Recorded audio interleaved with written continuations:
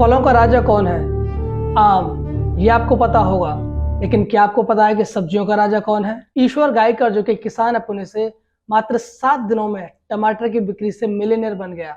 उसने अपनी 12 एकड़ जमीन पर टमाटर उगाए और समय के बदलाव से सोने की तरह ये अपनी अब तक की सबसे ऊंची कीमत पर बिके, जिससे ईश्वर गायकर को मात्र 7 दिनों में 3 करोड़ रुपए कमाने का सौभाग्य प्राप्त हुआ। तेलंगाना में एक किसान ने, जिसने 10वीं क्लास में अपनी पढ़ाई छोड़ दी थी, टमाटर की बिक्री से मात्र 4 से 5 दिनों में 1 करोड़ 80 लाख रुपए कमाए। मुरली, जो कि एक किसान है आंध्र प्रदेश के चित्तूर डिस्ट्रिक्ट से, उसने 1 महीने के अंदर टमाटर की बिक्री से 4 करोड़ रुपए कमाए।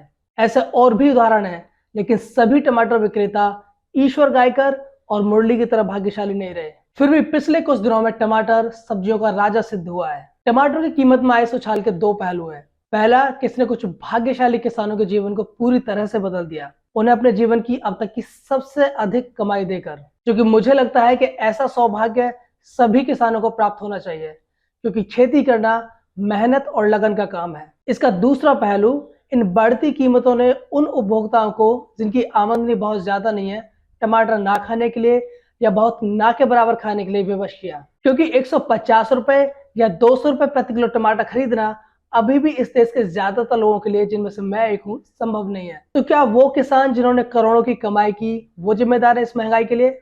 बिल्कुल भी नहीं। हर बार की तरह इस बार भी ज्यादातर सब्जियों में आई महंगाई का कारण मौसम का ऊपर नीचे होना ही है। इस बार देश में लगातार हो रही बारिश से बहुत सारे किसानों की फसलें बर्बाद हुई, जिससे जो टमाटर की आपूर्ति होनी चाहिए थी वो नहीं हो पाई, और उससे टमाटरों की कीमतों का बढ़ना स्वाभाविक था। दूसरा, भारत में अभी कोल्ड स्टोरेज की जो सुविधा है वो पर्याप्त संख्या में उपलब्ध नहीं है, जिससे कि सब्जियों और फलों को अचानक से बढ़ जाने वाली डिमांड को डील करने के लिए भविष्य के लिए इन कोल्ड स्टोरेज में सुरक्षित करके रखा जा सके।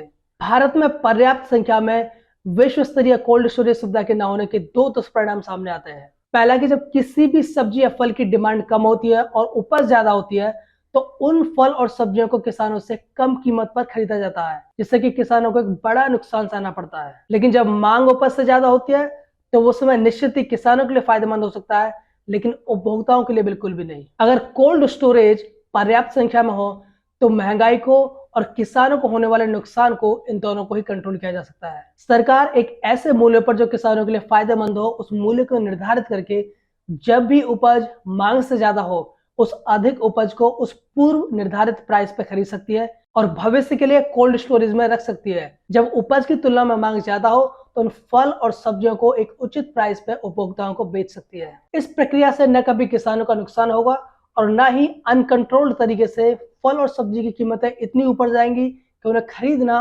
उपभोक्ताओं के लिए मुश्किल हो जाए। यही नहीं, देश में पर्याप्त संख्या में कोल्ड स्टोरेज की सुविधा का होना किसान और उपभोक्ताओं के बीच में हमेशा मुनाफा कमाने वाले मिडिलमैन की समस्या को भी हमेशा के लिए खत्म कर देगी। शेल फाउंडेशन की एक रिपोर्ट के अनुसार दुनिया में फूड प्रोडक्शन लगभग 17% बढ़ा है, लेकिन इसका लगभग आधा हिस्सा उपभोक्ताओं तक कभी भी नहीं पहुंचता। यही नहीं, दुनिया में भूख से जूझ रहे लोगों की जो संख्या है वो आज 815 मिलियन के पार जा चुकी है, जो बढ़ती आबादी के साथ और भी बढ़ने वाली है। अगर हम भारत की बात करें, तो भारत इस समय दुनिया का सबसे बड़ा दूध उत्पादक और दूसरा सबसे बड़ा फल और सब्जी उत्पादक देश है, लेकिन एक इफेक्टिव कोल्ड स्टोरेज की सुविधा के न होने की वजह से हम लगभग 14 अरब डॉलर का फूड बर्बाद करते हैं। एक इफेक्टिव कोल्ड स्टोरेज सुविधा का न होने का मतलब है कि जो कोल्ड स्टोरेज आपके पास है उनमें एक इफेक्टिव टेम्परेचर मॉनिटरिंग सिस्टम का न होना, जिन वाहनों से आप फल और सब्जियों को ट्रांसपोर्ट करते हो उनमें एक उचित रेफ्रिजरेशन सुविधा का न होना,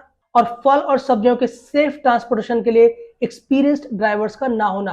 ताजा उपज की जो शेल्फ लाइफ होती है वो सीमित होती है, वो उपभोक्ताओं तक पहुंचने से पहले बर्बाद ना हो जाए, इसके लिए जिन वाहनों से उनको ट्रांसपोर्ट किया जाता है उनका रेफ्रिजरेटेड होना और भविष्य के लिए उन्हें स्टोर करने के लिए एक इफेक्टिव कोल्ड स्टोरेज सुविधा का होना अत्यंत जरूरी है।